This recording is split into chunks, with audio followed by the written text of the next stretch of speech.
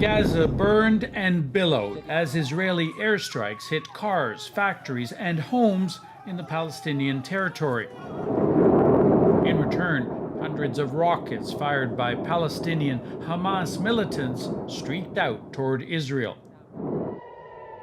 In a major escalation tonight, many were aimed at Tel Aviv, where residents scrambled for shelter. Earlier in Gaza, a 13-story residential tower teetered, then collapsed amid black smoke. Residents were warned to leave by text messages from Israel as the Israeli army said it was targeting Hamas offices in the complex. There were no reports of deaths there, but the streets filled with the funerals of more than 24 others. One was an 11-year-old boy. Why did you kill him? Asks his uncle. Israel kills and no one answers for it, he says, even though the whole world is watching. Along the border with Gaza, Israel lined up its tanks, threatening an invasion. And in a meeting with military commanders, Israeli Prime Minister Benjamin Netanyahu was defiant. We are at the height of a campaign, he says. The might and frequency of our attacks will be increased.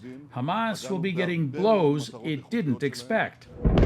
Israelis were not expecting this escalation either. In the country's south, rockets from Gaza flew from dawn, some hitting houses and killing 3 women.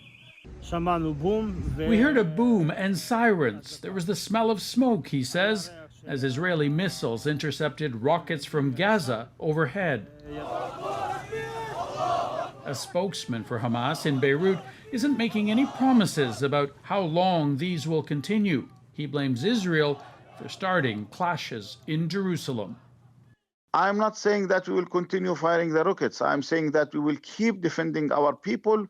We'll do our best to protect our holy places, the mosques, the churches.